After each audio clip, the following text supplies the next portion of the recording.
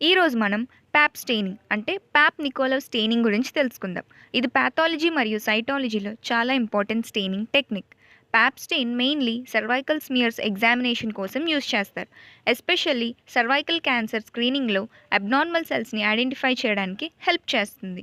ఇది different cell కాంపోనెంట్స్ని different కలర్స్లో స్టెయిన్ చేసి సెల్ మార్ఫాలజీని క్లియర్గా అబ్జర్వ్ చేయడానికి సహాయపడుతుంది. ప్యాప్ స్టెయినింగ్ ఇంట్రొడక్షన్లో ఏం రాస్తామంటే doctor George Papanicolaou the father of cytopathology first introduced this stain. George Pap Nicola అనే డాక్టర్ ఫాదర్ ఆఫ్ సైటోపాథాలజీ అంటామన్నమాట. అతను ఈ స్టెయినింగ్ ప్రొసీజర్ని ఫస్ట్ ఇంట్రడ్యూస్ చేశారు. సో ఈ స్టెయినింగ్ ప్రొసీజర్కి అతను పేరు పెట్టేశారు ప్యాప్ స్టెయిన్ అని. ఈ ప్యాప్ స్టెయిన్ అనేది సైటాలజీలో మోస్ట్ ఇంపార్టెంట్ స్టెయిన్. ఎందుకు సర్వైకల్ స్మియర్స్ని ఇంకా నాన్ గైనకాలజిక్ ఎక్స్ఫోలియేటివ్ స్మియర్స్ని కూడా స్టెయిన్ చేయడానికి యూస్ చేస్తామన్నమాట. ఈ ప్యాప్ స్టెయిన్ అనేది ఏదైనా ఒక 2 మెథడ్స్‌లో చేస్తాం. ప్రోగ్రెసివ్ మెథడ్ లేదా రిగ్రెసివ్ మెథడ్. ఈ రెండిట్లో ఏదైనా చేయొచ్చు. కానీ రిగ్రెసివ్ మెథడ్ ఆఫ్ స్టెయినింగే మోస్ట్ కామన్‌గా యూజ్ చేస్తారనమాట. తర్వాత మీ అందరికీ ఆల్రెడీ గుర్తుంది కదా! స్టెయినింగ్ క్వెషన్ ఇచ్చినప్పుడు ఫస్ట్ ఇంట్రొడక్షన్ రాయాలి, ప్రిన్సిపల్ రాయాలి, తర్వాత reagents, next equipment, next method or procedure, తర్వాత ఫైనల్‌గా రిజల్ట్. మీకింకా గుర్తుంటే డయాగ్రామ్ కూడా యూజ్ చేయాలి. ఈ వీడియోలో మనం ప్యాప్ స్టెయిన్ యొక్క ప్రిన్సిపల్, రియేజెంట్స్, మెథడ్, రిజల్ట్ అన్నీ చూద్దాం. ప్యాప్ స్టెయినింగ్ ఇంట్రొడక్షన్ రాసిన తర్వాత మనం ఏం రాస్తాము? ప్రిన్సిపల్ రాస్తాం. ఇక్కడ ప్యాప్ స్టెయినింగ్ ప్రిన్సిపల్లో కొన్ని డిఫరెంట్ స్టెప్స్ ఉంటాయి. ఆ ఒక్కొక్క స్టెప్ యొక్క సిగ్నిఫికెన్స్ చూద్దాం. ఫస్ట్ ఏంటంటే rehydration of the smear. Smear rehydration చేస్తాం. దేంతో చేస్తామంటే గ్రేడెడ్ కాన్సన్ట్రేషన్ ఆఫ్ ఆల్కహాల్తో చేస్తాం. న్యూక్లియర్ స్టెయినింగ్ చేస్తాం. అది హెమటాక్సిలిన్ యూస్ చేసి చేస్తాం. తర్వాత డిఫరెన్షియేషన్ స్టెప్ ఉంటుంది. అది యాసిడ్ ఆల్కహాల్తో. మనం ఏమనుకున్నాం? Regressive method of staining procedure follow అవుతాం. రిగ్రెసివ్ మెథడ్లో కంపల్సరీ డిఫరెన్షియేషన్ స్టెప్ ఉంటుంది. నెక్స్ట్ బ్లూయింగ్ చేస్తాం. బ్లూయింగ్ దేంతో? ట్యాప్ వాటర్ లేదా వీక్ ఆల్కలైన్ సొల్యూషన్తో చేస్తాం. సైటోప్లాజ్మిక్ స్టెయినింగ్ ఏంటి? Orange green 6, OG6 and eosin azure దాంతో చేస్తామన్నమాట. నెక్స్ట్ డీహైడ్రేషన్ దేంతో? అబ్సల్యూట్ ఆల్కహాల్తో. Clearing xylene. మౌంటింగ్ అనేది డిపిఎక్స్ మౌంటింగ్ మీడియా యూస్ చేస్తామన్నమాట. మీరు ఎప్పుడు గుర్తుంచుకోవాలి, డీహైడ్రేషన్ ప్రొసీజర్ ఎప్పుడు ఆల్కహాల్తో చేస్తాం, క్లియరింగ్ ప్రొసీజర్ ఎప్పుడు గ్జైలిన్తో చేస్తామన్నమాట. ఇది basic principle of Pap staining. Next method, procedure చూద్దాం. ప్యాప్ స్టెయినింగ్ ప్రొసీజర్ ఇది చాలా కాంప్లెక్స్ ప్రొసీజర్ అని అంటారు, కానీ మీరు గుర్తుపెట్టుకుంటే చాలా ఈజీ అయిపోతుంది అనమాట. ఫస్ట్ ఏంటంటే 95% alcohol 10 dips, next 70% alcohol 10 dips, 50% alcohol 10 dips. ఈ ఫస్ట్ స్టెప్ ఏంటి? Dehydration step. ఇక్కడ 3 చేంజెస్ ఆఫ్ ఆల్కహాల్ యూస్ చేసి డీహైడ్రేషన్ చేస్తామన్నమాట. తర్వాత రన్నింగ్ ట్యాప్ వాటర్లో 3 మినిట్స్ ఉంచుతాం. నెక్స్ట్ హ్యారీస్ హిమటాక్సిలిన్లో 2 మినిట్స్. ఈ హ్యారీస్ హిమటాక్సిలిన్ ఏంటి? Nuclear stain. తర్వాత రన్నింగ్ ట్యాప్ వాటర్లో మళ్ళీ పెడతాం 1 మినిట్.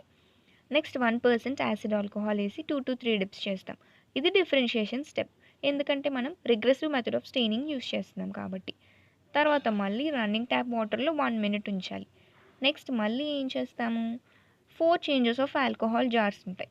50%, 70%, 80% and 95% alcohol. ఈచ్ వన్లో 10 డిప్స్ చేయాలన్నమాట. తర్వాత ఇక్కడ మనం ఫస్ట్ సైటోప్లాజ్మిక్ స్టెయిన్ యూస్ చేస్తాం. అదేంటి? ఆరెంజ్ గ్రీన్ 6, OG6 అని కూడా అంటాం. అందులో 15 మినిట్స్ ఉంచాలి. ఇది cytoplasmic stain. Next 2 changes of alcohol, 95% alcohol, 95% alcohol రెండిట్లో 10 డిప్స్ చేయాలి. Next second cytoplasmic stain eosin azure. ఇది 5 మినిట్స్ ఉంచాలి. ఓకే. తర్వాత మళ్ళీ ఇక్కడ 2 చేంజెస్ ఆఫ్ ఆల్కహాల్ పెట్టాలి. 95%, 95%, 10 డిప్స్ ఈచ్. నెక్స్ట్ థర్డ్ స్టెప్లో అబ్సల్యూట్ ఆల్కహాల్ యాడ్ చేయాలి. అది 10 డిప్స్ ఉంచాలన్నమాట. ఇప్పుడు గ్జైలిన్ ఏంటి? Clearing agent. అందులో 5 మినిట్స్ ఉంచాలి. తర్వాత ఫైనల్గా మౌంటింగ్ చేస్తాం. డిపిఎక్స్ మౌంటింగ్ మీడియా యూస్ చేసి మౌంటింగ్ చేస్తామన్నమాట.